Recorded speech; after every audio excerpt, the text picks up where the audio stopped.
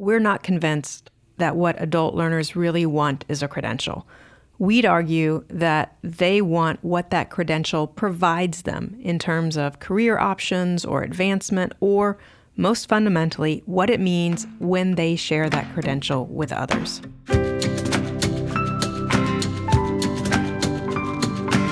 I'm Celisa Steele. I'm Jeff Cobb, and this is the Leading Learning Podcast.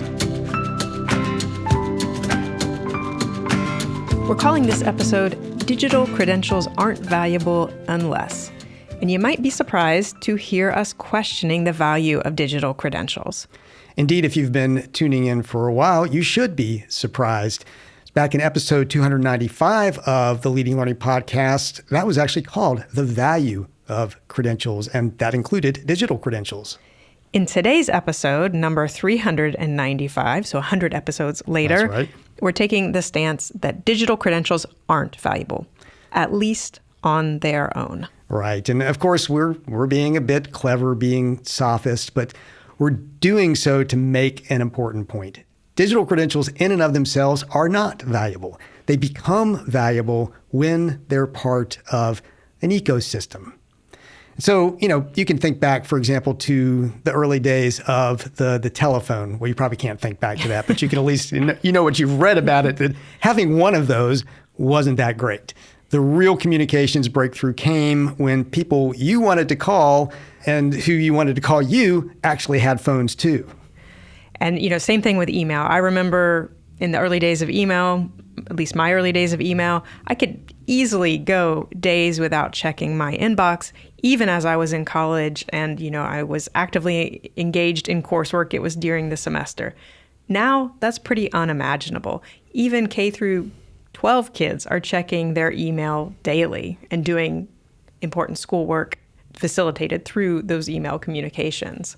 Yeah, I'm just trying to process that whole idea of not checking my my email for days. Something I need to do, but very difficult to do. And I mean, of course, both of those analogies are about communication.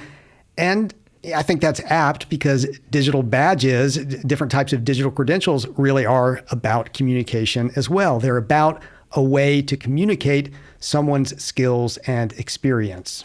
Yeah, and also both analogies are about a technology hitting a tipping point, and it seems like digital credentials are at that tipping point now or about to get there.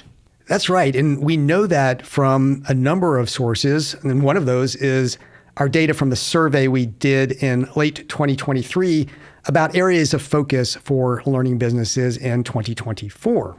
And we asked about new or alternative approaches to credentialing, including certificate programs, micro-credentials, and digital badges. If we combine folks that are already working in those alt credentialing areas and those planning to start work there in 2024, it was 73.4% of respondents, or nearly 3/4. And of course, that includes more than digital badges, but other data also supports growth. One EdTech and Credential Engine periodically do a badge count. So that's another data source we can look to. And One EdTech, they're the stewards of the Open Badges standard, and we'll probably touch on that a little bit more here in a minute. But if we look at some of the data from their 2022 badge count, which is their most recent, it tells a pretty dramatic story. So they got information from 53 badge platforms, and across those platforms, over 500,000 unique badges exist. And then if you look at the number of badges issued to individuals, it's almost 75 million. Now that alone, I think, sounds impressive. But if we look at their data from the badge counts done in 2020 and 2018, you can really see how steep the growth trajectory is. In the 2 years between 2020 and 2022, there was a 10% increase in the total badges available to be earned and a 73% increase in badges issued to individuals. If you look at the 4 years between 2018 and 2022, there was a 172% increase in total badges available to be earned and a 211% increase in issued badges. So lots of growth. At Tagoras, we're experts in the global business of lifelong learning, and we use our expertise to help clients better understand their markets, connect with new customers, make the right investment decisions, and grow their learning businesses. We achieve these goals through expert market assessment, strategy formulation, and platform selection services. If you're looking for a partner to help your learning business achieve greater reach, revenue, and impact, learn more at tagoras.com/services. So clearly, we've seen a dramatic growth in the number of badges out there, the sheer volume of badges out there, which would suggest that, we're getting to critical mass, basically. But we want to go beyond just, critical mass, because there's more to it than that. There really is this idea of an ecosystem, where there's this need among the people in the community, in that ecosystem, for actually making use of that technology, that new thing that has gained critical mass. And we know, or at least we think it's true, that ecosystems tend to work best when there are some open standards that kind of help to set the parameters for that ecosystem. Well, and allow different players to interact effectively. And so we mentioned that One Ed Tech is the steward of the Open Badges standard. And an open badge is a type of digital badge that conforms to this standard that they manage, and it can serve as a portable credential. And so it can contain metadata, and that metadata can offer detailed information about whatever the achievements are that are being credentialed. So it's not a specific software, but it's a method for embedding data into the credential. And it's important that that becomes a shared method. Like, people understand the method. The method is going to be repeatable across, as you said, it doesn't have to be, it's not a specific software that can be repeated across different software platforms, different types of software. It's really that there is that common standard. There's that common method that underlies the creation and the issuance of those credentials. And we were really lucky to get to collaborate with One Ed Tech on a webinar about adding value to skills-based credentials with digital standards. And Western Governors University was also involved. And in that webinar, they provided an example of what they're doing and a demonstration of their achievement wallet, which they've been beta testing. And seeing that really drove home for us the real value of credentials, which is not in them on their own, but them in an ecosystem. Now, what WGU is doing is pretty sophisticated stuff. It's still not even there 100% in practice for them, but it is there 100% in terms of conceptual value. That's right. So, as the learner, you can decide which digital credentials to display and to whom. And your achievements can be automatically compared to skills and experience needed for your jobs. For your job, or the job that you want to have. That's and so, right. I think this also gets back to where we see a real sweet spot for learning businesses, this idea of aligning credentials with workforce development needs, and then also providing a really clear pathway to learners. That's exactly what WGU is right. doing and able to show, and kind of hitting on all of those areas. And it's really powerful when you do bring them together. And we've talked about that, and you'll hear us continue to talk about that, because we think that really is, if not the biggest opportunity, certainly one of the biggest opportunities out there for learning businesses right now, is to get to that sweet spot. And digital credentials that are based on standards that make them part of this type of ecosystem are a big part of that. Right. And so those standards make the digital credentials not only human readable, but also machine readable. And when they're machine readable, that means that you can make use of vast amounts of data. You can mine that pretty easily. And again, we'll go to some old technologies for an example here, but it's like VHS, right? You suddenly have that tape that you can put into a VCR machine kind of anywhere, and it's going to play for you. Or in the learning world, this is like SCORM, but this idea of interoperability, so that you really can connect with a variety of different systems and pull in data from lots of different areas and make use of it. Yeah. And, in the ecosystem, you as a learning business might play a bigger or a smaller role. WGU has a lot of digital credentials, and it's playing a big role, a huge role, really, in the world that it operates in.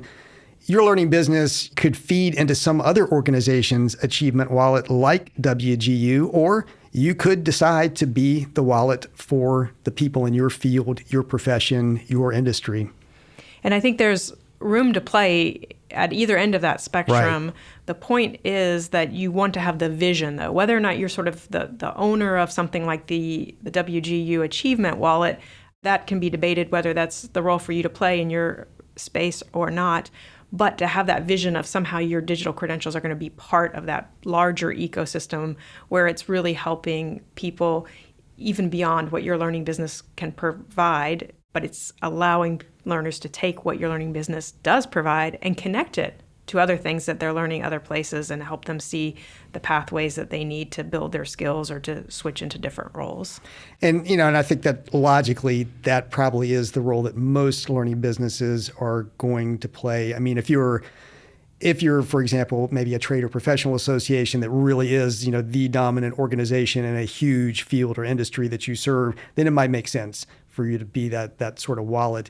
But most organizations are, going to be smaller and feeding into something else within whatever field or industry they're serving. So again, I mean, those standards are so important. If you're thinking about digital badges, other types of digital credentials, even if you've already developed them and you haven't really paid attention to the standards so far, you're going to do yourself a favor by stepping back and getting that right from the beginning so that you really are able to be a valuable part of a larger ecosystem. So our key takeaway is if you offer a serious credential, if you offer a certification or an assessment-based certificate, and if you aren't currently offering a digital credential to show that people have earned your credential, you need to be thinking about the timeline for transitioning to a standards-based digital credential. And of course, a serious standards-based digital credential might not be needed or even appropriate for lighter weight, less intensive experiences like, say, conference attendance. But where a learner is likely to want to share your credential with a current or prospective employer, and where an employer is going to get value from being able to see via the metadata what went into earning that credential and that credential is still valid, then it's not a question of whether you should offer it as a digital credential. It's a matter of when. When, not whether.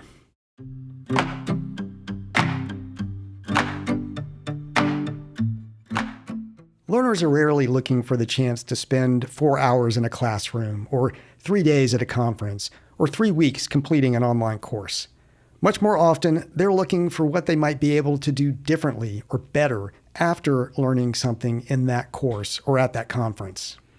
And we'll go one step further and say, we're not convinced that what adult learners really want is a credential. We'd argue that they want what that credential provides them in terms of career options or advancement, or most fundamentally, what it means when they share that credential with others. At leadinglearning.com/episode 395, you'll find show notes, a transcript, and options for subscribing to the podcast. If you haven't yet, please do subscribe so we can get some data on the impact of the podcast. We'd be grateful if you would take a minute to rate us wherever you listen on Apple Podcasts or whatever other platform, especially if you enjoy the show. Jeff and I personally appreciate those reviews and ratings, and they help the podcast show up when people search for content on leading a learning business. And please spread the word about Leading Learning. You can do that in a one-on-one note or conversation with a colleague, or you can do it through social media. In the show notes at leadinglearning.com/episode 395, you'll find links to connect with us on X, LinkedIn, and Facebook. Thanks again, and see you next time on the Leading Learning Podcast.